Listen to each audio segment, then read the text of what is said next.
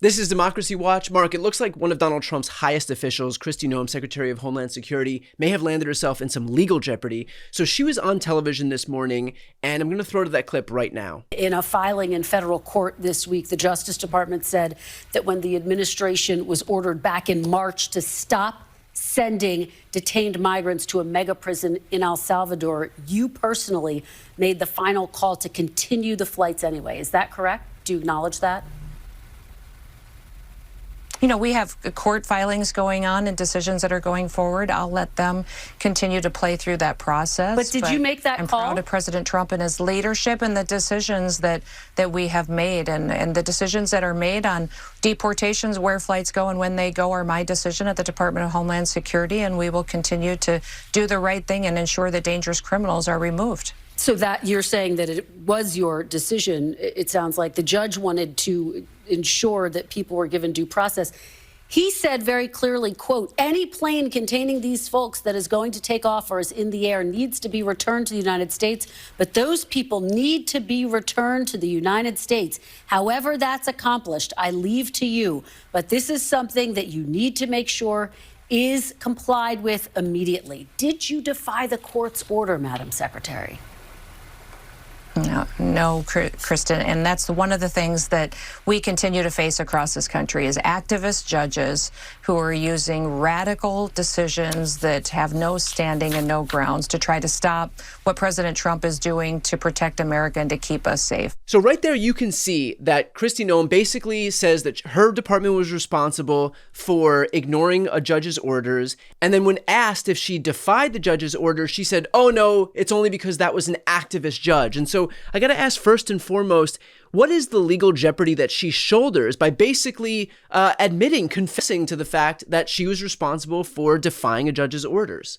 Look, you don't get to pick your judge, okay? If you are Kristi Noem or you're, Joe Smith off the street and a judge issues an order that says you cannot do X, then you cannot do X. Like you don't get to decide, you know what, I'm only going to follow the orders of the judges that I like, or I'm only going to follow the orders that I like. I mean, that is central to the rule of law, is that if you don't like the judge's order, then you can, number one, ask them to reconsider it. Number two, you can seek an appeal, and Lord knows this administration knows how to seek appeals of district court orders they don't like. But it's not an option. It is not an option to say, I believe this judge is wrong, or I believe this judge is activist, or I think this judge was appointed by a president that I didn't like, and I'm therefore going to ignore the order. And, that appears to be what Kristi Noem is saying here when she's asked point blank, did you defy the order? She doesn't say, no, I didn't defy the order. We complied with it the best we could. She doesn't say, I was unaware of the order, right? Like it didn't filter up to me. There was a left hand, right hand problem, which, by the way, administrations that happen sometimes. And this administration, of course, never wants to say that anything like that ever happened. It's smooth. It's always smooth as silk internally to their procedures, right? And in this instance, that's to her detriment, because what she's basically saying is, I perhaps didn't want to follow the order because I thought the judge was an activist judge. And that is simply not allowed. Okay, so talk to me about what kind of legal exposure she shoulders, in the aftermath of this administration. Let's say that the Trump administration leaves office, a Democratic administration comes into office, and now they're looking at Kristi Noem. What can happen here? Look, you don't have to go that far. I mean, the fact is that the judge is already begun investigating, potential contempt, right? The reason why we know about this is because the judge has been digging and digging, or trying to dig and find out why this happened. And ultimately they pointed to Kristi Noem. And judges have the ability to impose contempt. There's civil contempt and there's criminal contempt. And judges have the ability to travel one road or the other. Now, criminal contempt requires prosecution, right? Requires the Department of Justice to prosecute it. Although, as I've written before with Democracy Docket, and I've talked about before publicly, there is precedent to allow judges to appoint private lawyers as prosecutors if the Department of Justice refuses to prosecute criminal contempt. It's not often used. It's not often required. But I believe that it is inherent in the power of the judiciary to vindicate its own orders. So Kristi Noem may not have to worry about waiting till the next Democratic administration. She may be in real trouble with this judge. But to your point, certainly there would be the ability of a new administration to pick up a criminal contempt citation and prosecute it in the future. And there's a lot of people doing a lot of things right now for this administration that they are assuming, they are counting on one of two things. Either Donald Trump is going to pardon them all at the back end, or that the next administration is either friendly to them or, is sort of the Merrick Garland variety that does not want to pursue predecessor acts. But boy, I got to tell you, if we have a Democratic president, we need a Democratic attorney general in the next administration that is going to unpack what happened in this administration. Obviously, the president has immunity, but people below him do not. And we're going to need some type of real process of sort of truth and reconciliation and likely criminal prosecutions, because we're only, not even a year into this administration, and we are watching a lawlessness, both in how the law is not being followed, judges' orders are not being followed, but also, Brian, look, and you've reported on this on your YouTube channel almost more than anyone else. So I hope everyone takes this chance right now to subscribe to Brian's channel and also click on the bell to get alerted when there's new content about just the graft and corruption. I mean, we're going to need a Department of Justice that just unpacks that, like who got rich here, again, other than perhaps Donald Trump himself, who has immunity. I would also mention for folks who have not yet subscribed yet to Democracy Docket, Marc, you had just mentioned Democracy Docket. You're doing excellent coverage of everything happening in this administration, especially instances that legacy media is not covering, such as the redistricting fight happening across the country. So anybody who's not yet subscribed to Democracy Docket, I'm going to put that link right here on the screen and also in the post description of this video. Help support Marc's work, not just in the media space, but also in the legal space where he's fighting on the front lines.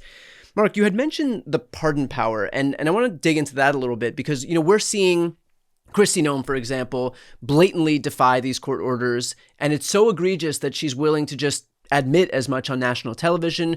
We have the ongoing Pete Hegseth situation where apparently he gave orders to just blanket kill people in the Caribbean. That's in defiance of the law. And so we're seeing all this illegality, but what happens in the event that Trump just decides to pardon all these people, knowing full well that they could shoulder some legal exposure? And is there any other recourse then if Trump does decide to abuse the pardon power, as he's done thousands of times already? Look, the pardon power is plenary when it comes to criminal law. And what do I mean by that? I mean that the president can pardon someone really for any reason, and it prevents any criminal prosecution by federal authorities. But there are limits to the pardon power, and let's discuss a couple of them. The first is it doesn't protect from state prosecutions. Okay, so, I'm not saying certainly the Pete Hegseth thing, it's hard to imagine a state prosecution, but where you have ICE officials perhaps violating state laws, then you are potentially opening them up to state criminal prosecution. But the second is it doesn't prohibit civil cases being filed. So the federal government can bring civil charges to recover money that was ill-gotten gains. Judges can impose civil penalties that can't be pardoned. Congress can take actions that are not subject to the pardon power. Private individuals, private citizens can bring lawsuits that are not subject to the pardon power. So we focus a lot on the pardon power because obviously it's something a president can do and they can do unilaterally, but it only affects one type of legal action, which are criminal prosecutions. And I think that when this is all over, again, we'll see what Donald Trump does. One of the things, Brian, is I think there were a lot of people who thought they were going to get him pardoned at the end of the first term, and then Donald Trump was selfish and didn't do it. Yeah. Like if I'm Kristi Noem or frankly Don Jr., I wouldn't count on Donald Trump stepping forward in the final days of his administration to do the right thing. I mean, loyalty is not the thing that tends to motivate Donald Trump, and so I wouldn't be so counting on that. Yeah, I mean, just ask Marjorie Taylor Greene. This is somebody who has been a loyal foot soldier, to him, to the ends of the earth, who dedicated the last decade of her life to the guy. And if she's not towing the line 100%, if she dares acknowledge objective reality that this administration is suppressing the Epstein files, an issue that she herself ran on, an issue that the administration itself ran on, then all of a sudden Trump is going to publicly scorn her, unendorse her, and offer his full-throated support for anybody who's going to run against her.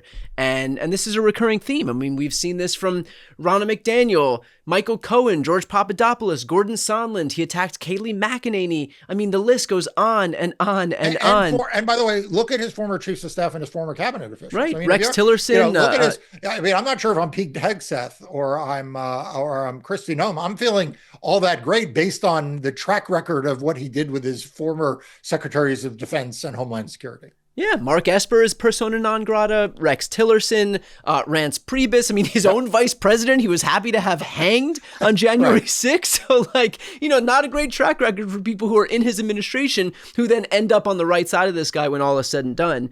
It's worth asking, though, on the issue of reforming the pardon power. First of all, I want your thoughts on that whole idea, whether you think that there is an avenue to reform the pardon power, but then kind of as a corollary to that, should we reform the pardon power? Because it is so like perfectly in line with Democrats to say, okay, once Democrats have power, we're going to use that power to curb our own use of it. Whereas Republicans say, we have the pardon power, we're going to abuse it to the ends of the earth. Democrats say, we want good government reforms, so we're not going to use any of the power that now there's precedent to use. We're just going to make sure to curb it instantly so that nobody else can do this again in the future. So I'm just curious what your thoughts are on that. Yeah, look, I would do away with the pardon power, frankly. It was hotly debated at the time of the founding and the Constitution. And there were people who worried about the pardon power for precisely the kinds of reasons we've run up against. The argument on the other side was that you want to be able to correct situations involving executive clemency. The truth is, it turns out there are other ways that can be done. I mean, if the president of the United States believes that, there are someone in prison who, should be released. Remember, they also control the Department of Justice. They also control the Bureau of Prisons. So there are other things that they could do. Congress, for example, could pass a law and have essentially a legislative type pardon power where they, pass laws to relieve categories of people who may have been caught by, drug laws that have been reformed. Yeah. Right? They could as part of those, have sentencing changes and releases. So I think there are other ways to do this other than through the notion of executive clemency, which really has its origin in a king's power, right? That's what they were mirroring. And I just don't think it has any place in society. I'm sure there are going to be people who are going to disagree with me on this on the left and say, look at all the good that can be done with the pardon power to deal with, for example, unequal sentences or travesties in the administration of justice. My rejoinder to that is, like I said, there are other ways to deal with it, but also, look, I don't think Joe Biden should have been in the business of pardoning his son. Like, I'll just come out and say it. Like, the pardon power is no longer being used to deal with these one-off injustices. They are being used by presidents in ways that I don't think were ever contemplated and that, frankly, we would be better off without. Last question here. What would be the process for reforming or abolishing the pardon power? Yeah, so it would require an amendment to the Constitution, which, is not easy, but is not impossible. I'm sure it's not high on people's list, but I think it should be on the list. But I also want to go back, though, to the Kristi Noem thing where we started, which is that Kristi Noem thinks that she can please Donald Trump and that that's all she has to worry about. And in that sense, she follows a long list of sycophants who have thought that and guessed wrong. And more often than not, these folks wind up on the wrong side of a federal judge. And then Donald Trump, frankly, decides it's not worth doing anything about. Right. It's not worth intervening in. These people become bigger liabilities, so someone who maybe started very much in his favor and frankly was doing his bidding very soon finds themselves a liability in a political sense. And Donald Trump moves on to the next person. I mean, this is a different situation, but analogous. How it wasn't that many weeks ago that we were talking about Lindsey Halligan being the person who Donald Trump liked more than anyone else. You don't hear Donald Trump defending Lindsey Halligan anymore. Right now, It's like, well, Lindsey Halligan, her actions were ratified by other prosecutors, right? Other people have been brought in, and Donald Trump finds everyone around him disposable. So if I'm Kristi Noem, you have an Article III judge who has lifetime tenure and is really pissed off. I'm not sure that going on TV and basically saying, I don't care what this judge thinks and calling them names is all that smart a strategy. Yeah, I think that's perfectly put, and also highlights the fact that, as you said, I mean, loyalty is a one-way street for Donald Trump, and the moment somebody loses their political usefulness to him, he's perfectly content to discard those people. He's done it in the past, and in fact, it would be more surprising if he didn't do it, as opposed to some big shock if and when he inevitably does. So again, with that said, for those who are watching right now, if you'd like to support Marc's work, which I highly recommend, please sign up for Democracy Docket. I'm going to put that link right here on the screen and also in the post description of this video. That'll support him not only in the media space, where we need to elevate his voice, but also in the courts, where he is fighting on the front lines for democracy. And of course, if you'd like to see more episodes of Democracy Watch, I'll put that link on the screen as well. I'm Brian Tyler Cohen. I'm Marc Elias. This is Democracy Watch.